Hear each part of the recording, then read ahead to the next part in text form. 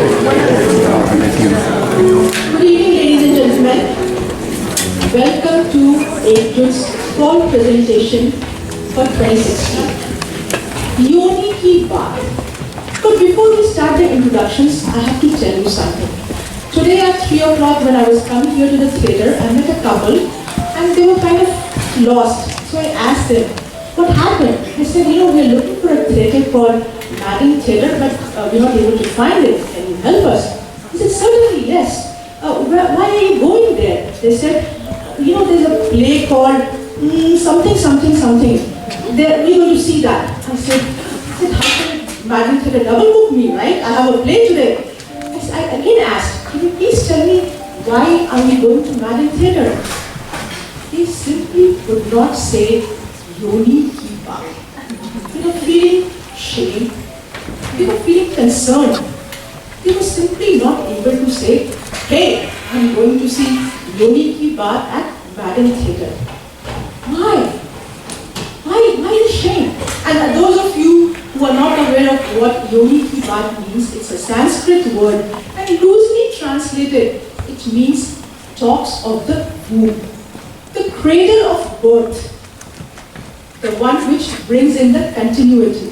But over the years, the term has been really procrastinated and called vagina.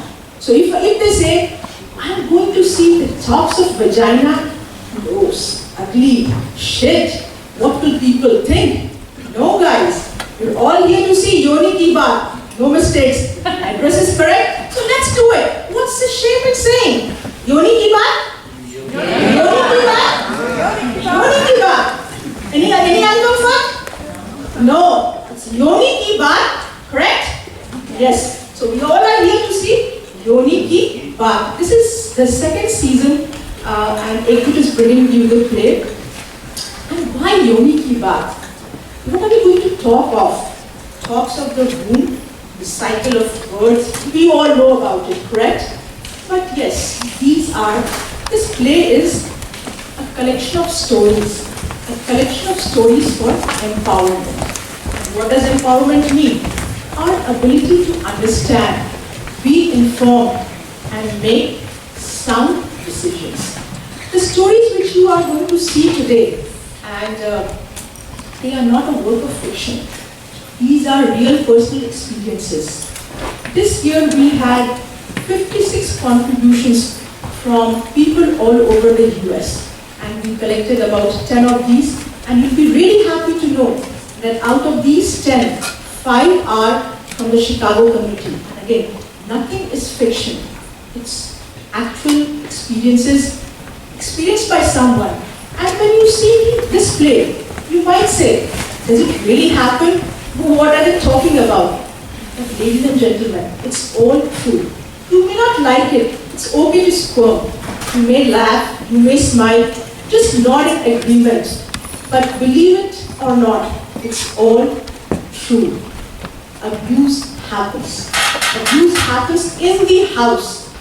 Apna Ghar, to whom we are going to also share our proceeds, there are 3 shelters which are always full. And the people who come in will be very surprised. Well-off families, well-off jobs, but they are abused. Domestic violence happens. And the different stories which you are going to hear also happens. We are not making a resolution, we are not giving a solution. We are simply stating the facts. Just a couple of house rules once more. Please give your cell phone a little break, let it rest today. Enjoy the show, there's going to be a 15-minute intermission as well. Our actors have worked really hard and you will see different stories come together. It's one theme, but as you may recall, these are all stories of individuals across the US. Yes, NRI, people who have immigrated, who are living here. It crosses all boundaries also. Not necessarily it's a certain community. Hispanics, Asians, African Americans, Caucasians, you name it. It happens everywhere. You simply change the names. So thank you once again for sharing your time to be here with us. And please enjoy Yoni ki baat Season 2. Yoni ki baat, right? We are all ready to start the show.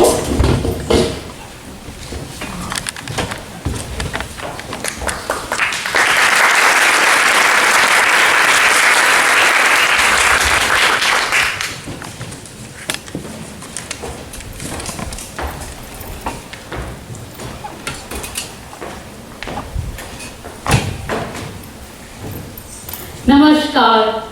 Welcome to the wedding in my family. It is a very special day today. And it has taken a long time to be here. Puffy patches of cumulus cloud shimmer above as they catch, smiling down at me as they catch the rays of the morning sun still at the horizon.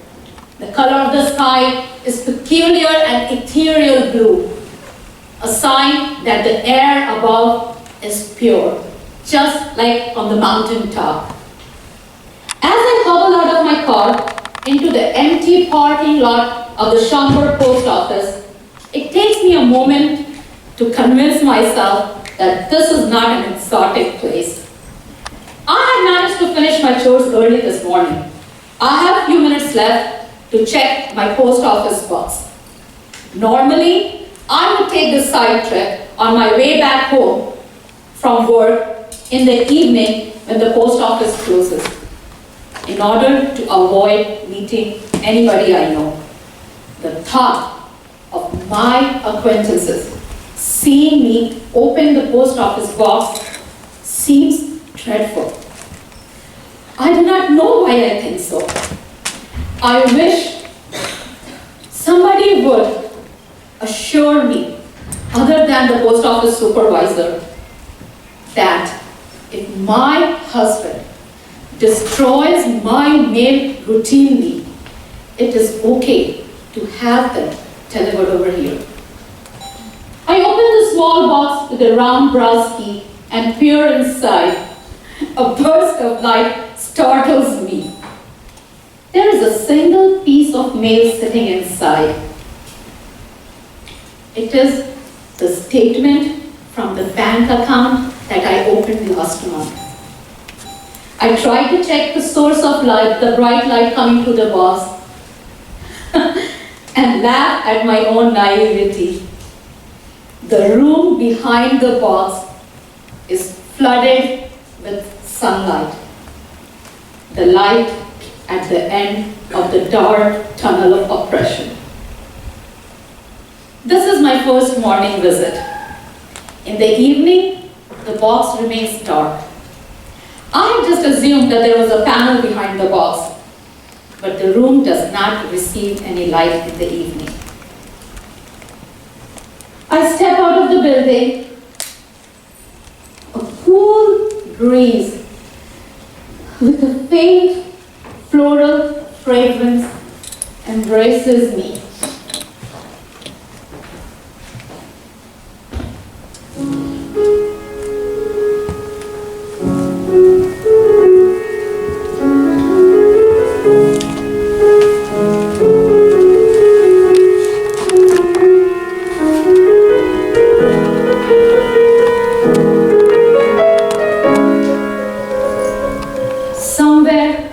Honeysuckle creeper is choking a young tree to death.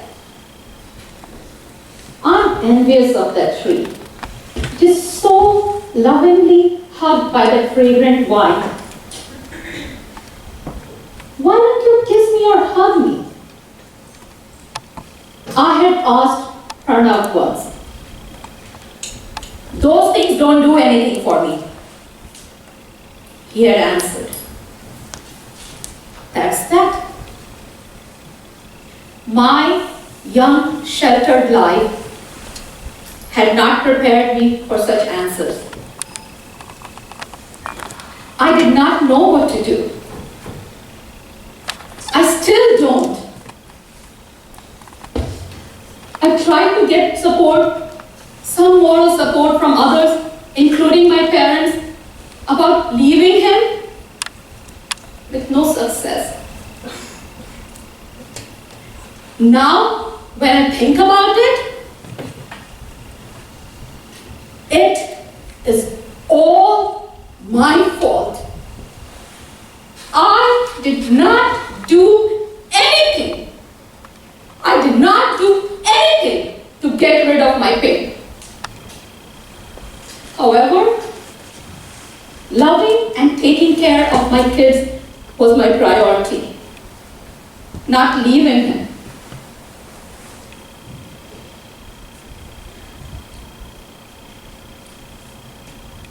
For the first time in my married life, I have my own bank account.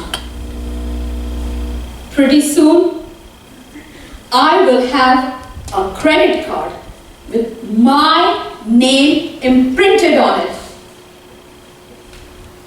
Pranav will not know anything about it.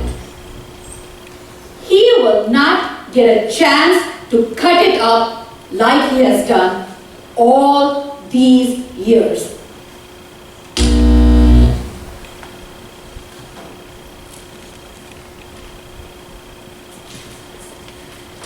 I don't know what I would have done in this foreign country after leaving it with 2 little kids and no money. Years went by fast, and this day is made for great joy and celebration. I feel like flying with the wings of my newfound freedom under my wings. For the first time in my married life, I have the control of my finances. Difficult memories of driving Rita and Raji to their winter school concerts and activities are long forgotten. Last week, I got a good news at work as well. It was about an engineering award and promotion. It came with a modest pay raise as well. I am so thrilled. But I don't have anybody to share this good news with. Rita is impatient and Raji is wild. I do worry about Rita and Raji, but not as much. Rita will always remain stubborn, which is probably a good thing, you know. She'll be able to stand her ground. Time has flown by real fast, and today is my daughter's wedding. I must get back to work now. I am so happy. But I cannot fathom why my heart is filling up with all these new anxieties. I cross the road and get into my car. There is a patch of purple blue cone flowers just by the parking lot. They are about to bloom and are nodding gently my happiness. I turn around onto the main road with the envelope in my hand. The sun has risen for me.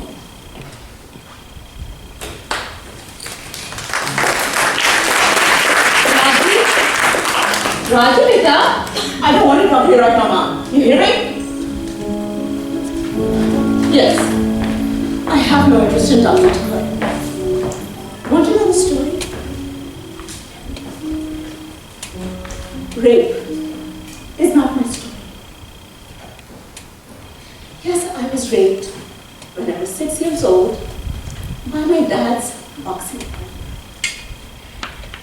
As I came out of his room, I saw Tanya, my then best friend, standing there with a meaningful glance. And I knew it had happened to her. I held her hand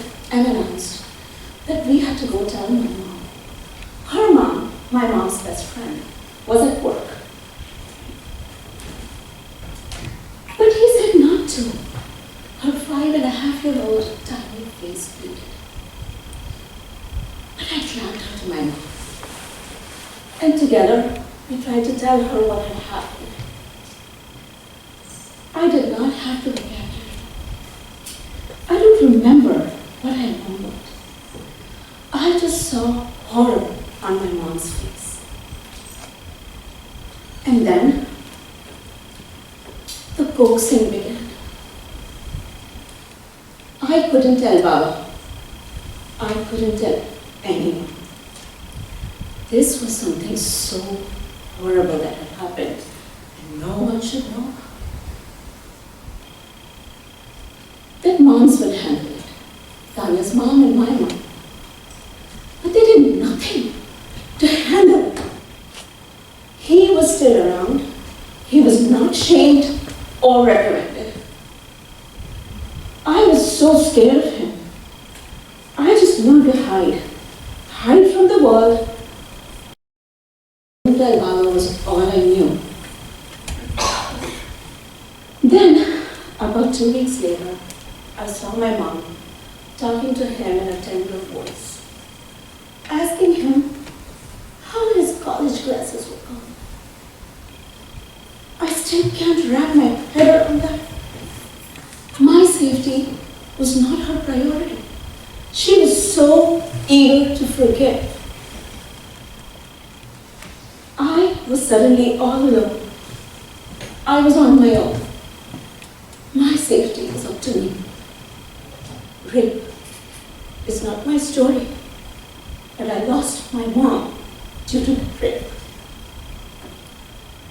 When the school reopened, I stood at the landing, looking at all other 7-year-olds, wondering if they knew what that dirty thing was. I knew I had changed on the inside. Was there something external on me that they could see? It was then that I stopped dancing. I stopped playing with my classmates. I stopped getting good grades. Rape is not my story, but rape confined my world to the quiet corner of the class. I forbid Baba from picking me up or touching me. I was afraid of him. You stink of cigarettes, I told him. I don't like you because you make people's noses bleed with your boxing. I was scared of all men. I divided men into nice eyes and dirty eyes. I still do. This is the only way I classify men.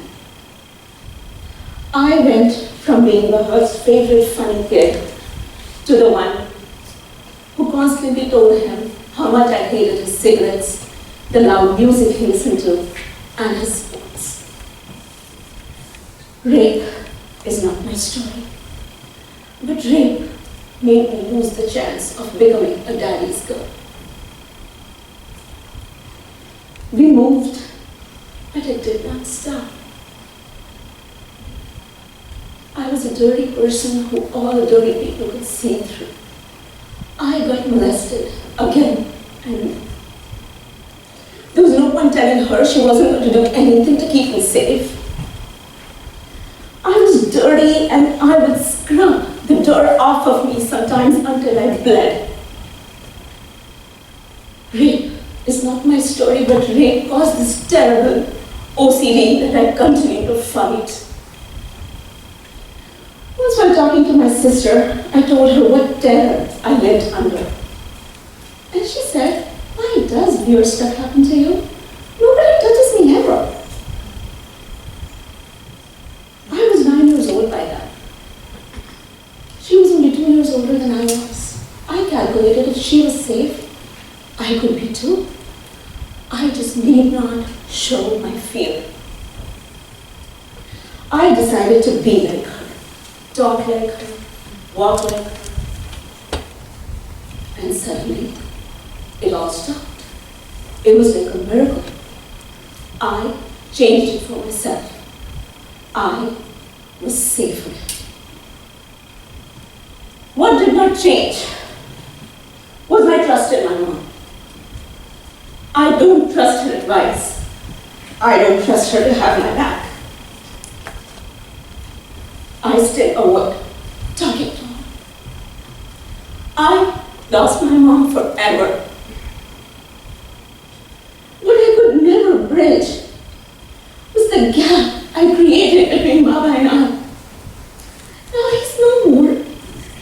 And he'll never know that I did not hate his cigarettes, or his boxing, or his loud music. That I copied his handwriting and read the books he read.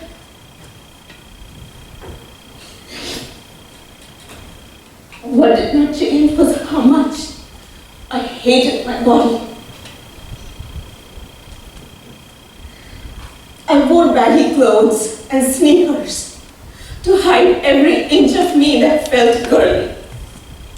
It was victorious joy I felt when one of my guy friends told my grandmother that they did not think I was a girl. What got damaged was my ability to connect with the woman I was. I just went through motions, not being proud of my girly traits, not using my own girl power, rejecting it, always wanting to be a man, so that I was never objectified again. That trait still continues. I'm over 30 now, and still trying to embrace me, the woman in me, the little girl in me. I'm still trying to become comfortable with my own sexuality and my womanhood. I want this venom out of me so that I can finally embrace the unscathed, unspoiled, unmolested me that I can possibly find under this rubble. Do you blame me? Do you?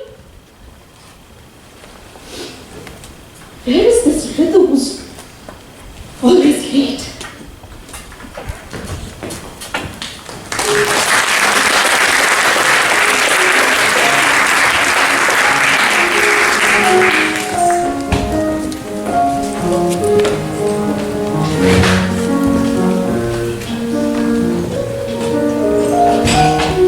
Hello, beautiful people.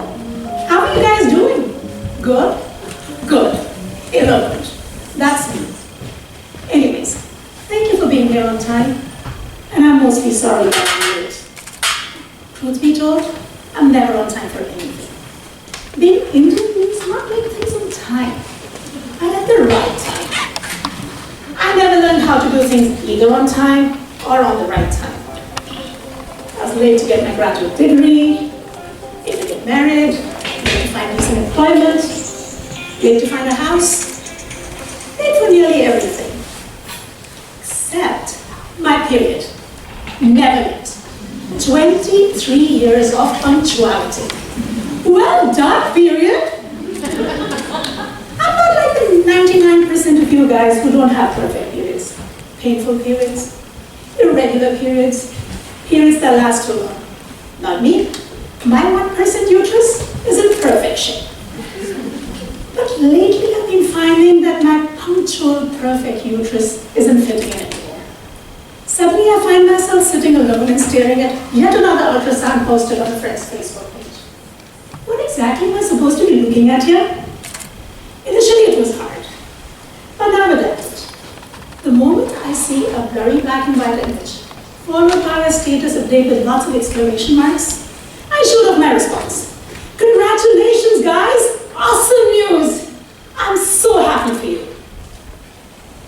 And then I wait for 9 months of pictures of expanded bellies, updates on morning sickness, hormonal shifts, and then finally, the dreaded moment arrives. Did I say dreaded? Of course not. The precious moment arrives. perfect manifestation of that missing period. But do I panic? Of course not. I should have my next set of responses. Oh my God, he is so cute. They look just like you. She is adorable. When's the next one coming? It's a part-time job. Keeping up with all those baby updates, keeping track of genders, baby names, commenting on photos. But who's complaining? No, not me. And bless you guys for all that you're doing for the continuation of the human race. But what I am complaining about is this gap that newly minted parents seem unable to keep to themselves. Perhaps it's a side effect of parenthood. The trouble with being late, or perhaps never arriving at motherhood, is that you become the center of everyone's attention. The last one standing on this side of the fertility river. Waters I'm not too sure I want to cross. What excuse does a perfectly healthy but a rapidly aging uterus have to be on that side, they say? Especially a uterus like yours, with unrestricted access to paternity. Your babies will be so cute and dying to see what they'd be like. Yeah, me too. Is there an app for that? Yeah, you're not getting any younger, you know. Oh, is the baby the new Botox? It's the best thing that'll ever happen to you. Yeah, like Horizon. Great coverage. Can't afford it right now. You're wasting your genes. I'll give them to Goodwill. You are being selfish. Selfish? Me? How? I'm only trying to save this world from yet another hungry human being. And the best thing is that I'd be in the same room as my husband. In fact, we'd be standing side by side. And one of my girlfriends would look straight at me in my eye and say, don't you think it's time to have a child? Maybe. But have you tried checking that this semen-producing machine on my right? If he has an opinion about that? Now it's almost like a Second Life video game, where in order to survive the when are you having a baby question, I have to choose from a pre-designed set of answers. When are you having a baby? Oh, that's so last season. When are you having a baby? I should get that done before the tax year is out, right? When are you having a baby? We're looking for a surrogate. Interested? Beta, when are you going to have a baby? You know, Auntie, you've been fucking like crazy. That's not happening. Is there a special position you'd like us to suggest? When are you having a baby? What? Another one? We just sold the last one to Angelina Jolie. That was his idea. I know it's irresponsible. How will humanity continue if I don't procreate? How will I ever get to see the joys of life in its formative stages? So anyways, today, with all of you as my witness, I'd like to issue this public apology. I am sorry. I'm sorry that I am late to this maternal madness party. I'm sorry that I have time to travel and you don't. I'm also sorry that I can go on a dinner date without checking the babysitter's schedule, and you can't. I'm sorry, yes. But for right now, my period and I, we choose to be on time. I'm sorry that my Yoni is not productive, or will ever be. I don't need to have babies to be fulfilled. I have a lot of love in my heart to give to the children around you, and yet be defined as a complete woman.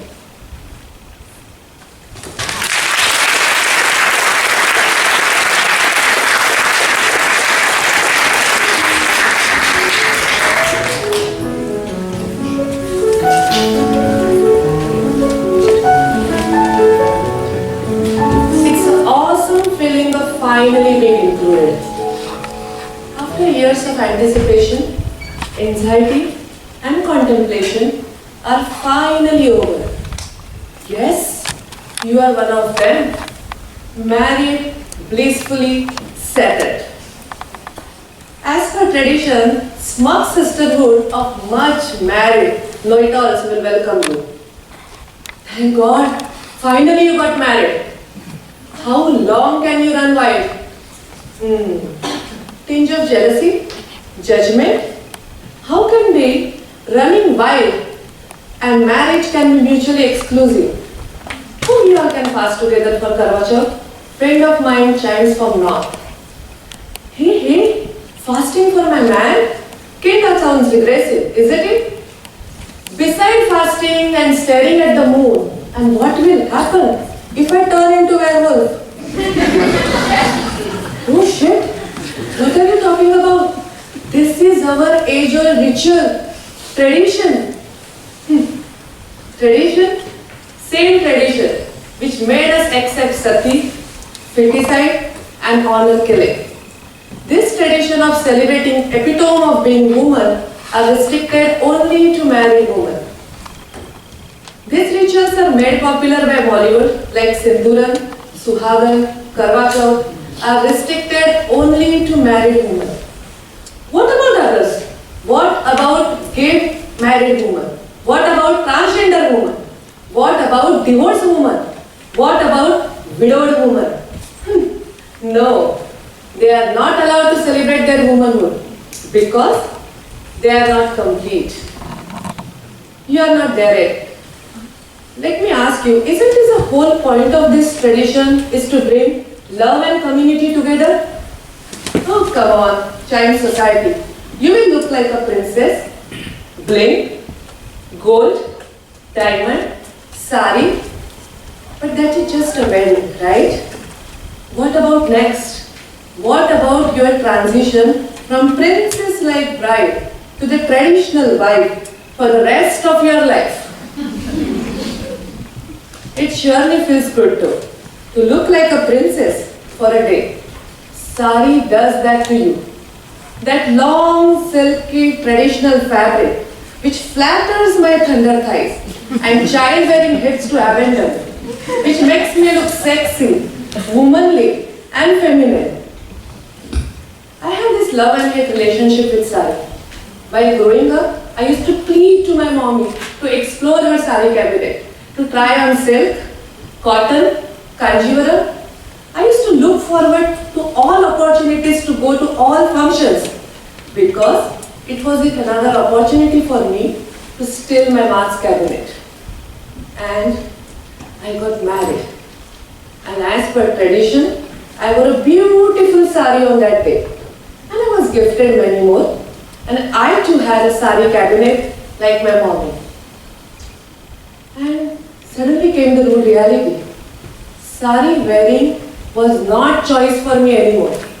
I was forced to wear sari to go to certain places, visit certain people because I was married and it was our tradition. Sari remained turned sour. I rebelled against this forced tradition and my sari cabinet remained untouched and unloved. I have this love and hate relationship with all marriage markers. Bindi, Sinduran, Mangalsutra. Why I need to be marked? Why I need to be labelled? And not only in our exotic land of elephants and snake charmers. Here in the first world, we are bombarded on TV, friends, colleagues, women next to us in metro, that your life is finally worth of living if you hit that rock. Which rock you are talking about? Oh, don't tell me. It's tradition. Why he has to ask? Why can't she ask? Why even we have to ask? Why we have to crave for that rock? We are like shiny sparkly stuff. No, these are our traditions. Sometimes dictated by forefathers, sometimes by marketing industry. Marriage shows a mixed bag. Between you and your partner, you can have most equal of relationship. You let yourself be given away at your wedding. You let your fathers to do given away. man to man, clear transfer. You change your name, you change your identity. This is our culture. It tells us how to feel, how to behave, what to crave, what to wear, whom to respect. Love is just so striking. I say, ladies and gentlemen, it's time to take charge. Let's make new traditions, more improved, more inclusive for us and for our children. Why be given away when you and your partner can give yourself to each other? And who knows, when one day traditions will be more fluid, inclusive and rational.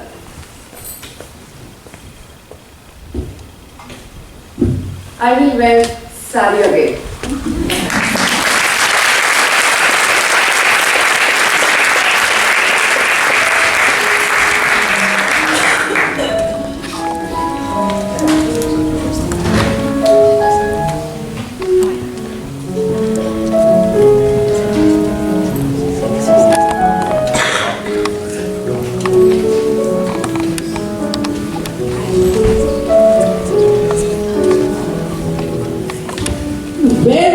Cousin of mine who wants to dance but does not want to dance either.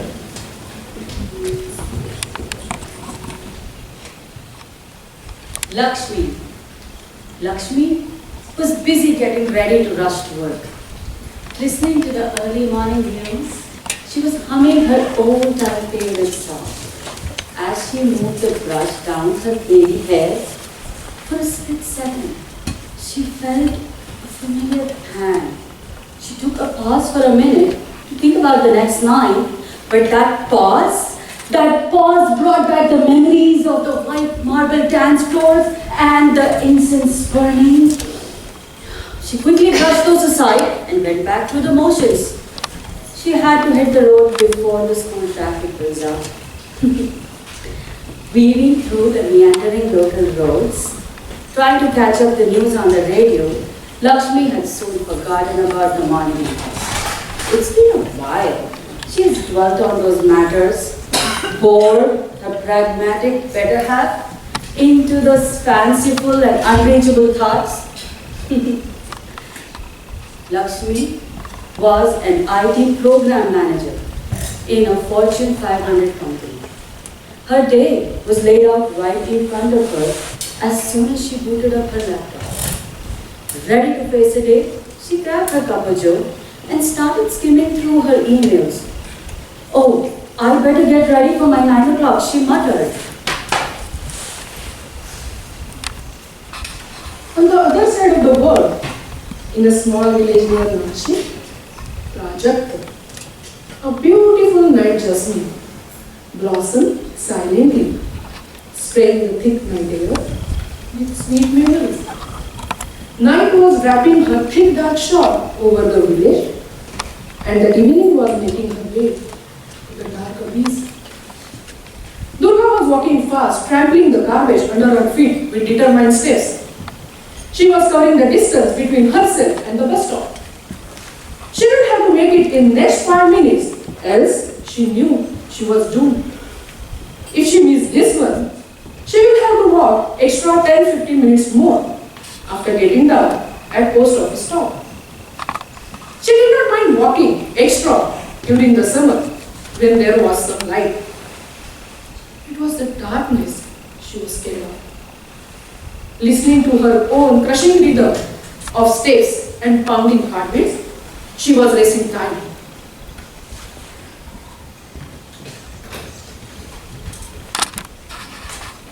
Unknown to both, there was a common link between the two soul sisters. Their hearts beat in the rhythm of Teka, the tabla boat, and their souls moved to the melody of Hindustani ragas. One half had chosen to stifle her being and follow the safety of family and home, while the other had grabbed the capricious hands of artistic madness. After a strenuous day at work, grabbing a bite in between meetings and emails, Lakshmi was now driving back home.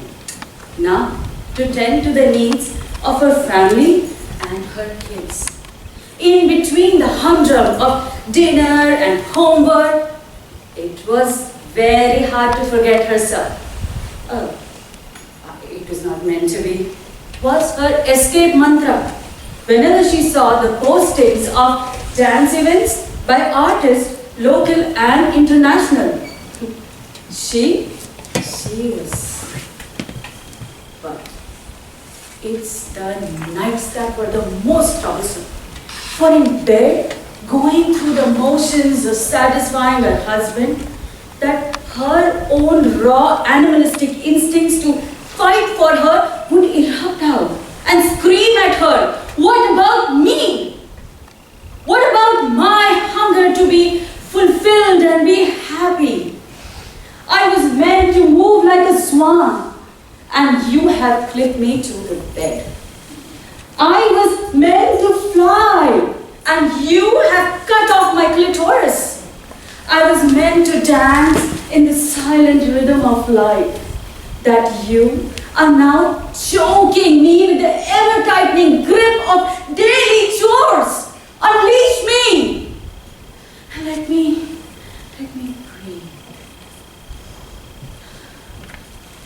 I am an Apsara that you have boxed in the cage of domesticity. I was meant to let dance flow through my body. These limbs were meant to bend and sway in the rhythm of God's music that now holds my own fear and selfishness, that provides me the pedestal in the society and fulfills my physical needs of food and shelter and gives me this false veil of safety from all those treacherous souls out there who are just ready to pounce upon me, the weak and the unbelonged.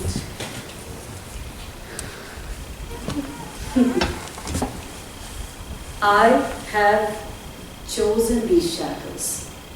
Yeah, I am weak, but a good girl who has learned to control her passions and her wishes and gaze away from the true meaning of life and toe in the line of her mother and her mother's mother and the whole lineage of Apsaras who have settled in their perpetual lives.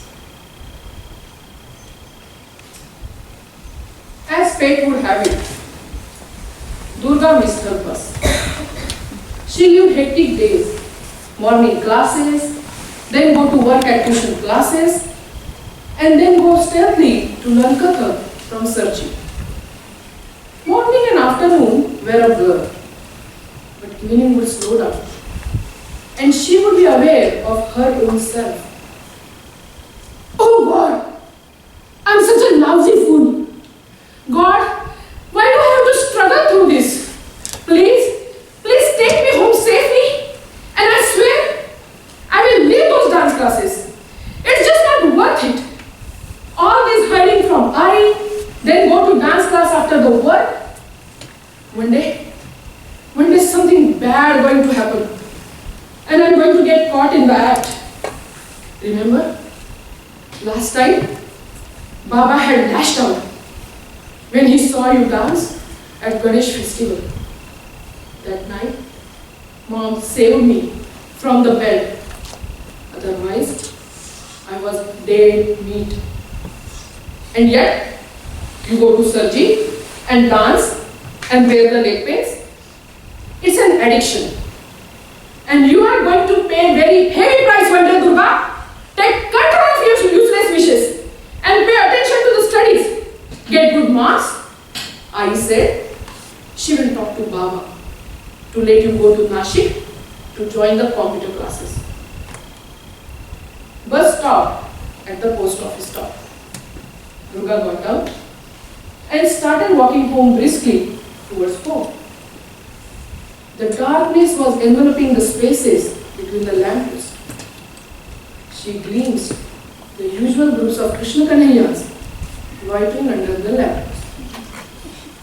With the prayer under her breath and a promise to never to return to that treacherous life, she started passing them. Aja, na chale, na chale. Somebody shouted. Blood drained down from her body as she heard that. Somebody found out. She grabbed the gurus to make sure the bells don't give her away. That night, I opened the door at Durga's usual time. Durga did not return back home.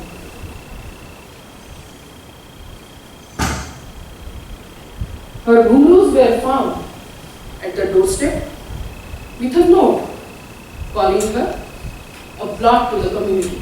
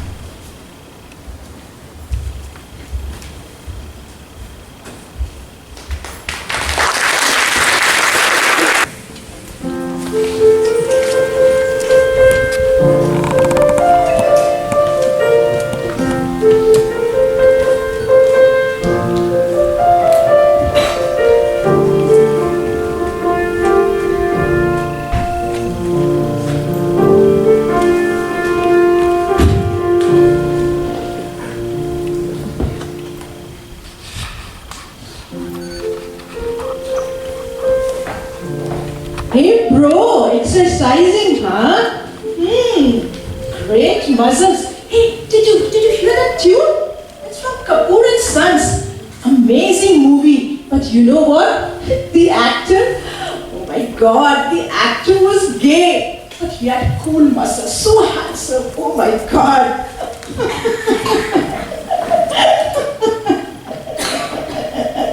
No, I haven't watched it. What does it have to do with working out and being gay? I was trying to come out to my friends for a long time, but did not have the courage until today. I am here in Chicago to attend my cousin's wedding. Should I talk to my sis? Yes, sis. I need to tell you something. Sure. I'm gay too. Do I look gay? What? Varun, this is October, not April Fool. Quit joking. Nahi yaar, I'm serious. In fact, you are the first person to know. Whoa, what? Since when? Come say. What kind of question is this? High school days, I guess. I was never attracted to girls, but my pulse raced on seeing boys.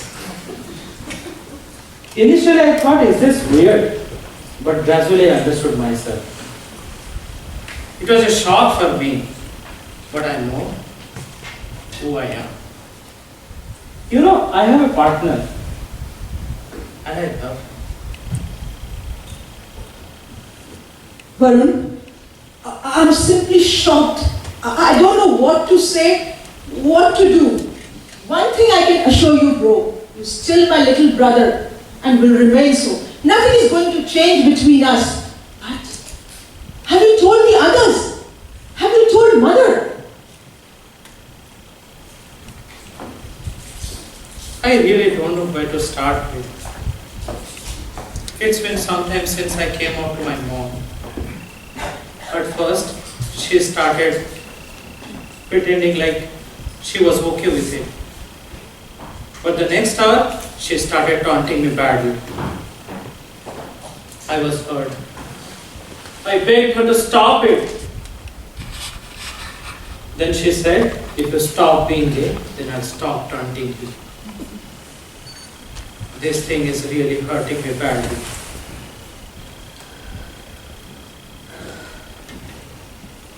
Well, she is cursing me that I'm going to die of HIV. And I have something less in me due to which I'm gay. Now she wants to take me to sexologist. Don't know what to do. She believes that gay people can be cured to become straight. Perhaps the world will understand. Will they?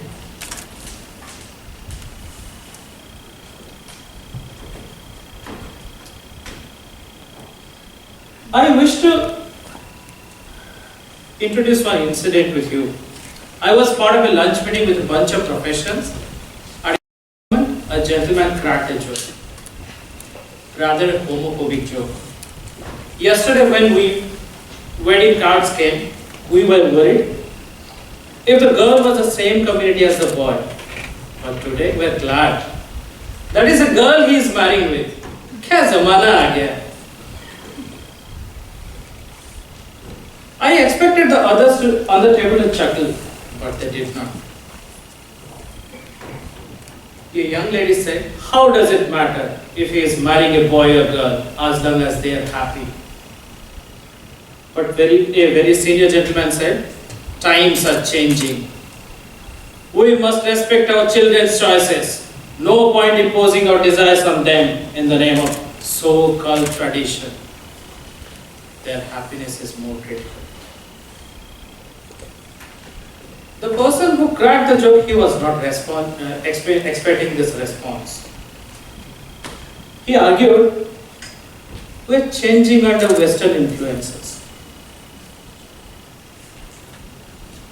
But a very young professor who was silent until this time, he replied, really? You think the West to teach us how to become gay? Clearly you don't know who we are. Immediately his wife added, community is withering away, sexuality is being embraced publicly. You think that's bad? Outnumbered the gentleman, he didn't have any options. He said, I was joking, but no one was amused. The lunch table was simply passed with the glow of being part of a positive modern world that had outgrown homophobia. Have you?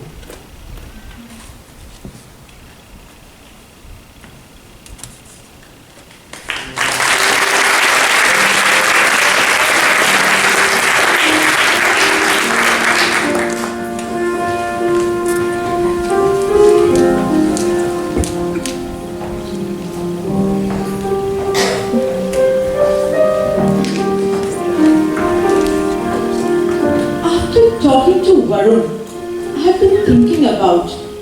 been thinking about my sexuality. Who is the custodian of my sexuality? There's so many things to point out, so many stories to tell. How do I begin? Let me think about it. Yes, perhaps I'm going to pen it down, write to them.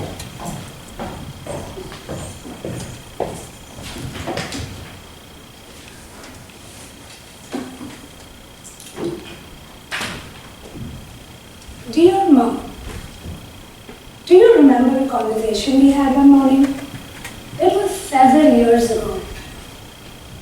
It was a strange day, a moment of today, in fact. You see, I have been building this relationship with this guy. I met through a friend. And he and I were clear right from the beginning that we were not interested in a romantic relationship, but only in sex.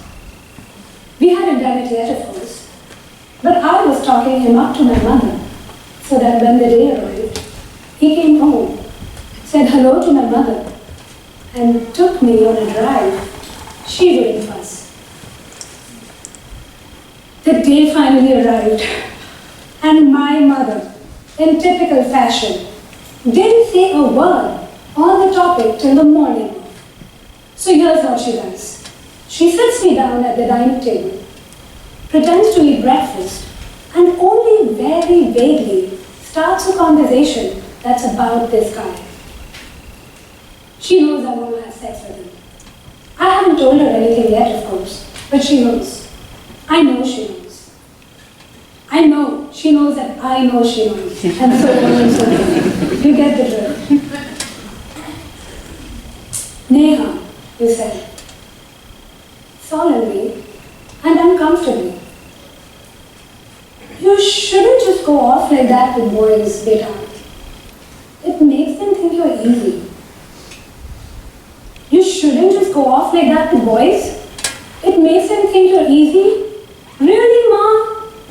I know you were only concerned for me, and I love you, and I appreciate you, and I respect you for that. But I would be lying to you if I didn't tell you that every once in a while I replay that conversation in my head, except in my mind you are saying all the things that I want you to tell me, all the things that I need you to tell me. Things like, Neha, I know you like this guy, but be careful, use protection. Or maybe something like, Neha, use lubricant. It's always painful the first few times. Or it's okay to ask him to be gentle, or a little rough sometimes.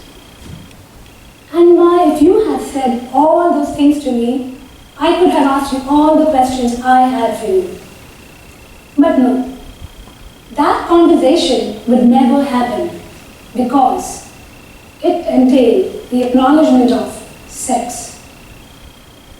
Sex, that ogreish, despicable animal that has the place of he who must not be named in my mother's head. So instead, you told me that morning, Neha, you shouldn't just go off like that with boys. It makes them think you're easy. What does it even mean? It makes them think you're easy. And why is that such a bad thing? Ma, I want them to think I'm easy.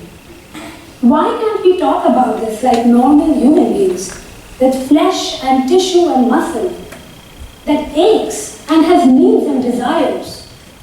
Why can't we do that, Ma? Do I really want to write this? Nah, maybe this is what I really want to write to. Dear Mom, thank you for the very valuable lesson that I must on all occasions keep my sexual preferences under wraps. Because my reputation as a woman, quite like the Sudoku puzzles you will find inside magazines, will always be rated on a relative scale of easiness. Love, your daughter, Neha.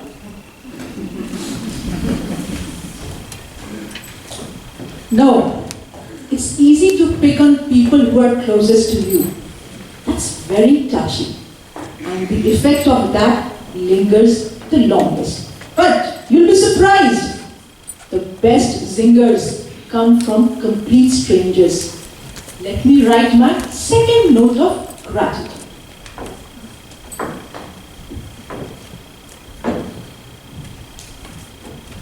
Dear first OBGYN ever. Actually, you weren't really my first OBGYN. I was 23, I had just got into a grad program in the US, and in my sincere attempt at fulfilling the suggested medical requirements, I came to you for the very first pap test of my life. Well, what I thought was going to be the very first pap test of my life. Your assistant, a sweet medical intern who kept smiling at me, perhaps to make me feel comfortable, propped my feet up in the stirrups and waited for you to come and perform the test. After about 7 minutes had passed, with my feet still up in the stirrups, feeling like a horse that was about to give birth, while the strange hospital-issued paper garment that felt like a cookie sheet wrapped around my body kept slipping off, you breezed right in, picked up the speculum, and started to insert it into my awaiting vagina. But then you stopped to look at my face, and that's when the horror ensued. How old is she? You asked the smiling intern who fumbled for my charts and handed them over to you. It said right there, I was 23 and I was not married. What was wrong with you? You charged at the intern. Why did you prepare her for this test? She is not married. This is against the rules of the hospital. I was confused by this confusion. My feet were still up in the stirrups, and as the blood drained from them and into my brain, it brought with it several questions. So, unmarried women don't need pap tests? What's the rationale behind that? Oh my gosh, is this intern now going to get fired because of this? I tried to get over it, tried to explain to the doctor that I was going abroad and the university thought it might be a good idea for me to get this test done before enrolling. And that's when I heard it. Your rationale, doctor. If I remember correctly, your exact words were, "Don't you understand? You are not married.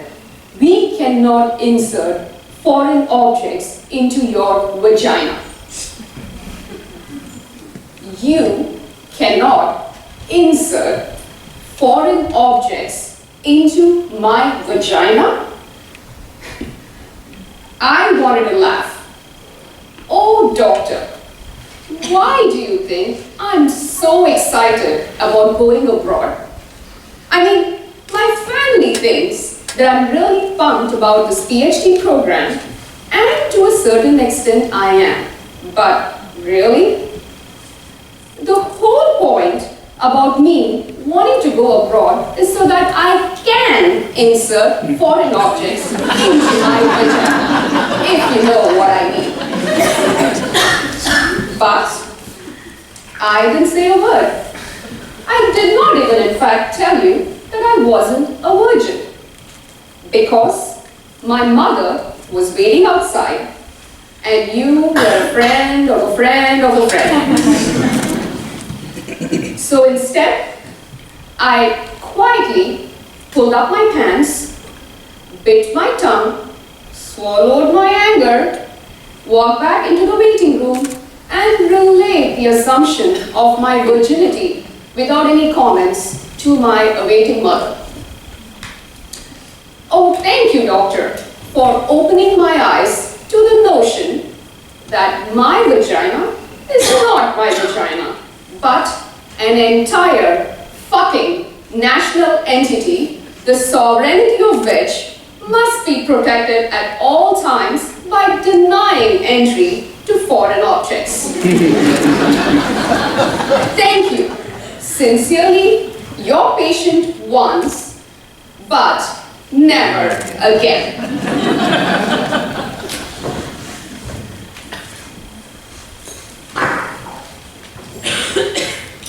Dear friends, after writing my notes of gratitude, I need to tell you something. How often you have sex, how rarely you have sex, With how many people you have sex is nobody's business but your own. Of course, some people are going to keep count, but you don't need to bother counting them. I know it has taken a civilization to raise you, but trust me, there is only one custodian of your sexuality, and you know who it is. It is you alone. I know most people here will not like it. They will not believe it. But trust me, it is you alone are the keeper of your sexuality. Love, Neha.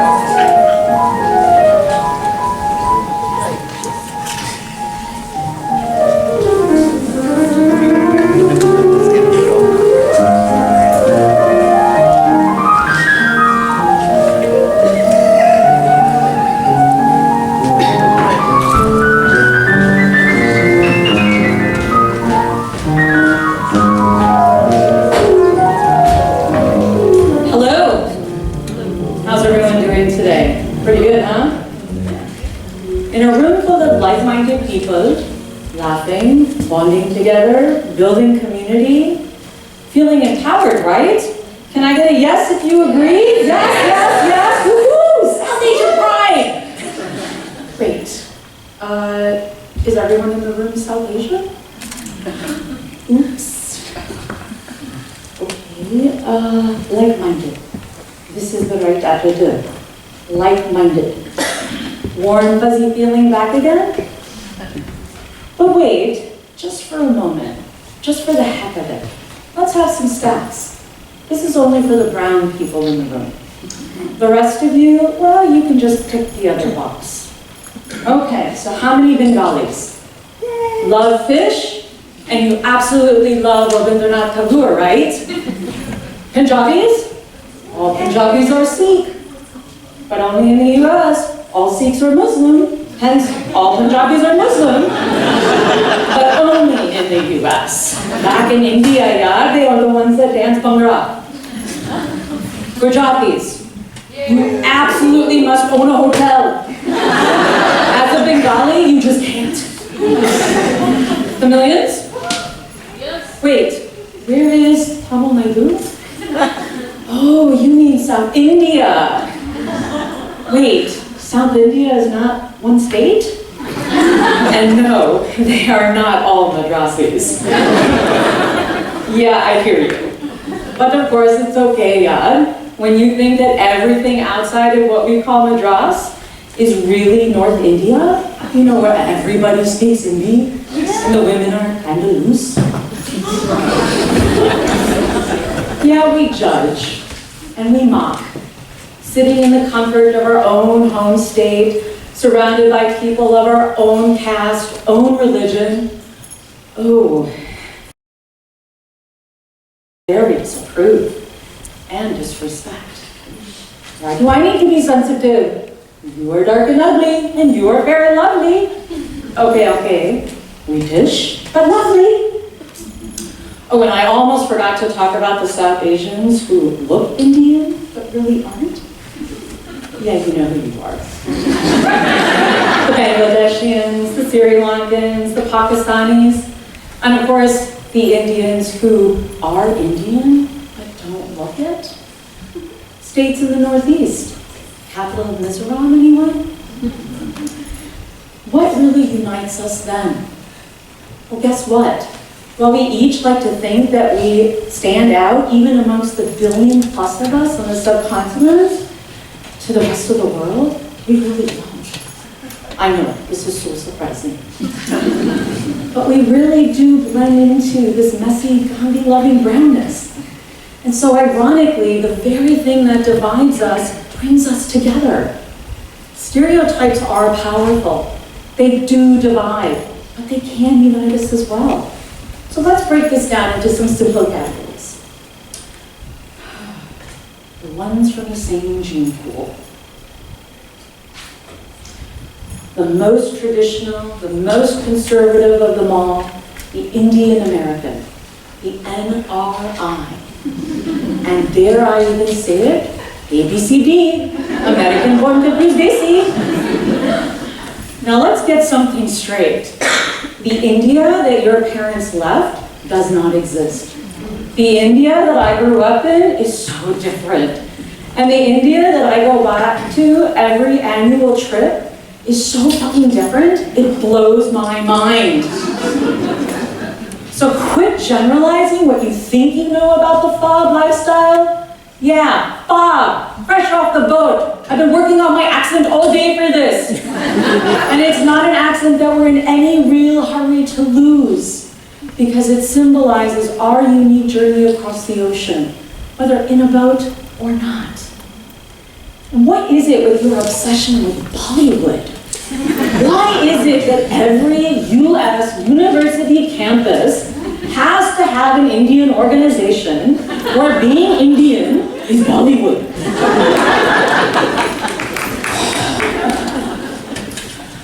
I have assumed and stereotyped and generalized, so I won't judge nor condemn.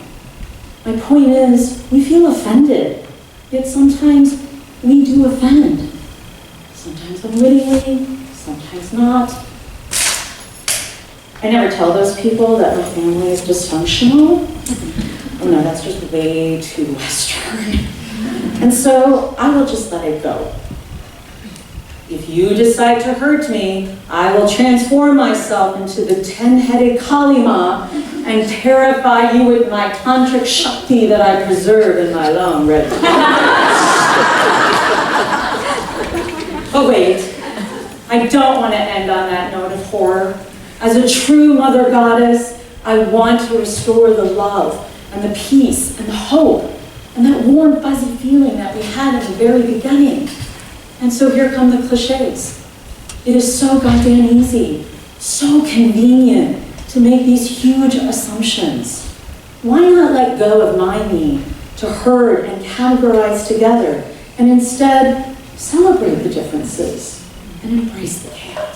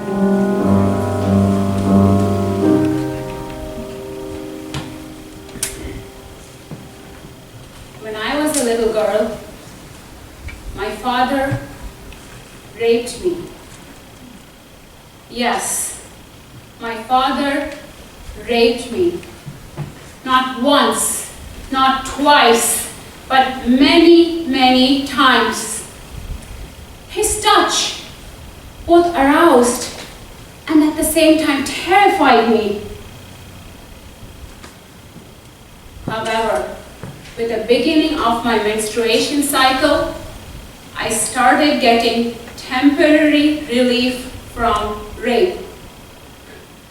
I remember when I started menstruating for the first time, my father and my sister had gone away on a basketball tournament. My mother, then pregnant, made little note of the occasion, other than to emphasize the time we could spend together over the weekend we had alone to ourselves. From the beginning, I associated menstruation with the absence of my father in my life and the presence of women. It happened when I was jumping on my bed, talking to my friend on the phone. I found myself completely aroused, feeling a wetness between my thighs, wanting to rub, touch, and caress myself. I told my friend, I felt something wet between my legs, as if I had peed, but it didn't exactly feel that way. She told me it must be my period and the story of how her sister got hers. I told her to hold the phone, and I fled to the bathroom, fear and anticipation arising inside of me. The stain of purple, brown, and red shocked and shamed me at the same time. Feeling the lips of my vagina growing huge and bleeding, perceiving how swollen was I, my own body with its own mind and the things it could do without my controlling it. Filled with shame and secrecy, I told my mom, I think I've got my period. She just pointed me to where the pads were, and the look in her eye is one I will never forget. It was one of sadistic punishment by neglect, willful holding back of help and support, to remind me that I'm not yet, nor would I ever be, a woman, a human in her eyes. She began to treat me, my body, differently, as if it was something that could be never talked about. There grew a hushed silence about anything related to my body. And if I tried to break that silence, I was punished by my father. To my father, I would cease to exist. The beginning of every menstruation cycle would mark the end of rape, the end of sexual abuse and torture, and the end of my father's love for my body, which I initially took as my father's love for me. When I was 12, and that is when it all started, with the gentle hugging and cuddling and caressing, which I mistook as my father's love. A love different than that of my mom's. How naive was I? However, with the setting in of my teens, things changed. That day is still crystal clear to me. I had come home early from school, hoping to find my mom there, waiting for me. I missed her so much. I just wanted her to be there, to hug me, cuddle me, embrace me, take care of me. She was always gone. She was always so busy. I wish she was there. I didn't convince the school nurse that I was sick enough to be sent home. However, when I walked into the nurse's office, I found my father waiting for me instead. Oh my God, I wish how I could just run back to my classroom. Could the nurse not hear my cry for help? Could she not read my mind? Shaking and trembling, I sat in the car. My father asked me if I was menstruating. I didn't reply. But by then, with the look in his eyes, I exactly knew what was about to happen next. When we reached home, I bent down to untie my laces, pretending I'm not scared. And then, when he was not looking, I ran as fast as I could up to my room. He chased me,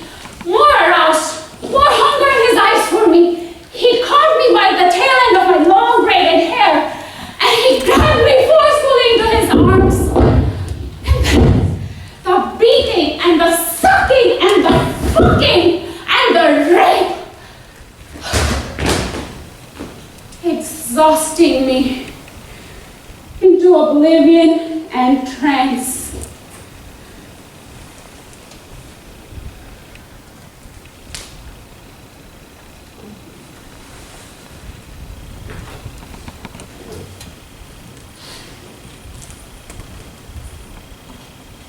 Each time I menstruated, I celebrated giving thanks to God, remembering the absence of my father in my life, celebrating the end of rape, end of abuse, watching my body grow and my breasts fill up in shape.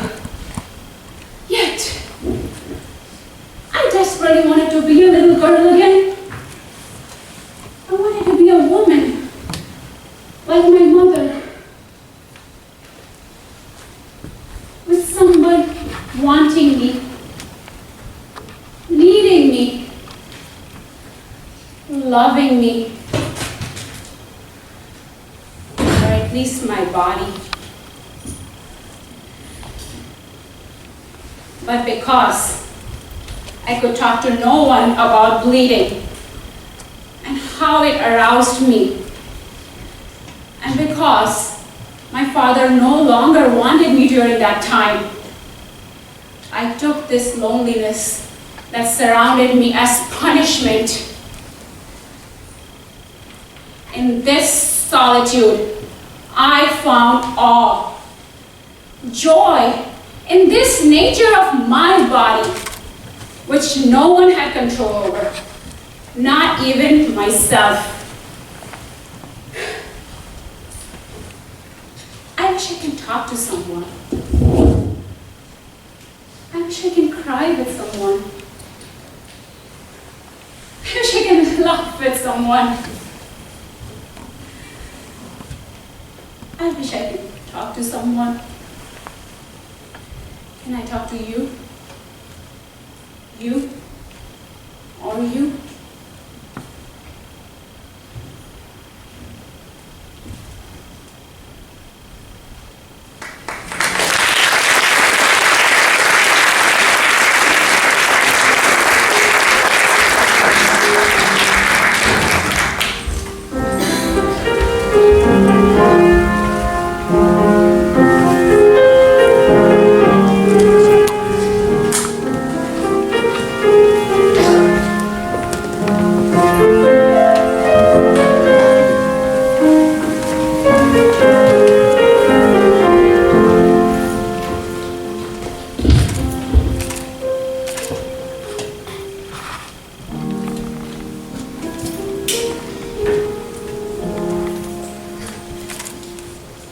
As a teenager, I remember coming home once to find my mother fuming. For once, I was glad it was not because of me or something I had done. My mother's wrath was due to a family friend, a mother of 2 sons. Earlier that day, she had came to our house and looked upon my mother, mother of 2 daughters. Riddhi. Oh my God! You have 2 daughters. You will have to pay for 2 weddings. And she went on and on about how the daughters were a financial burden. Was I really a financial burden? At that point in my life as a teenager, I had totally internalized the expectation of marriage. But this financial burden piece was very new to me. I mean, my parents would never like whom I would choose my husband to be. First of all, he would never be an engineer or a doctor. My parents were never going to let me marry John Bon Jovi, were they? The posters were thrown off my walls numerous times. So, given the fact that they were never going to approve whom I would choose to be my husband, I was going to run away and tell my parents. So who cared about this financial burden? I mean, I was a girl growing up in Lincoln Park area. We are parents from a major metropolitan city in India, Kolkata. Many of us urban folks think that we are progressive, denying son's preference in our communities? Sometimes I wonder, we are just as progressive as defined by our privilege and social location. Why do parents of women feel obligated to bear the wedding expenses? And why do boys' side feel entitled, or not so entitled, happily accepting the royal treatment given to them at the weddings? The boys' side, ladke wale? We write things off as culture, don't we? Or maybe things are just the way they are. And this phenomena is not just true for Desis. According to a popular survey by a website, thematrimonial.com, the women's side bearing the entire expense for the wedding is true across the United States. And at that point, started questioning the institution of marriage. It just seemed so sweet. Like many of you here, I'm sure, I was raised on a robust musical diet of power ballads and Bollywood drama. I wanted to perform love in stupendous, dramatic way. Yes, it was a role play, but isn't role play so much fun? And then I met this hot, desi guy. Well, even if he was not desi, the cupid would have struck. Yeah. He was not an engineer at all. He had long hair and he had a guitar. But he was loving, caring, somebody who could make me laugh, take care of me, support me. We had to fall in love. I mean, in a year we both decided that we're going to spend our entire life together and decided to get married. And then I thought about that day as a teenager when I had that conversation with my mother. Was I really a burden on my parents? I mean, my parents would be overjoyed. They would spend for the entire wedding happily. I also learned that my husband's parents spent for his sister's wedding. So I wondered how this is going to turn out for us if we went to them for help. I also started looking at the rituals involved. Depending on each ritual, on the length of it, which is also a choice by the way, there was a different budget involved. I mean, there literally was a chart that I could choose from. Given the fact that most of people go through this whole ordeal without even knowing the meanings behind the rituals. What's the point of that? Learning the fact that 80% of women change their last name to their husband's last name made me realize the symbolism of given away. Folks, I was getting married.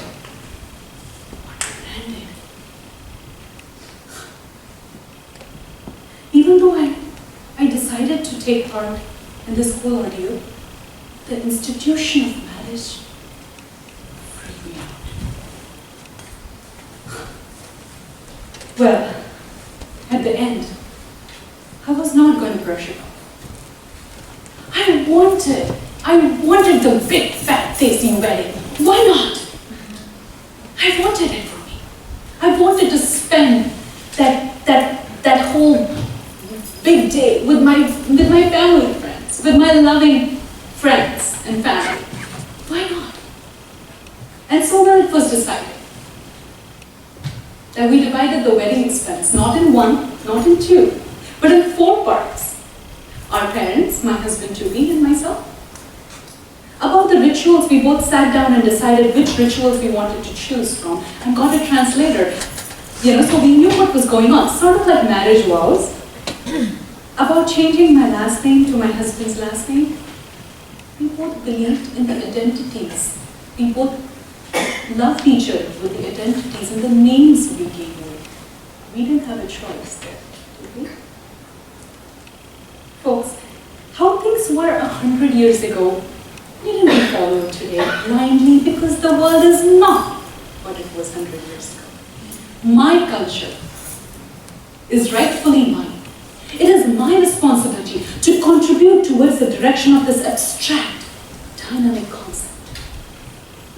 I was not going to cut it off. I am not going to cut it off just because of some weird things involved in the society.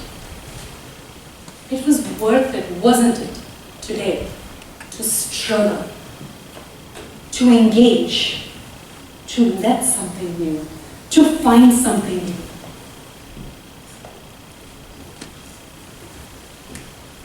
Thank you all for joining me on this special day, my wedding day. Thank you for being here.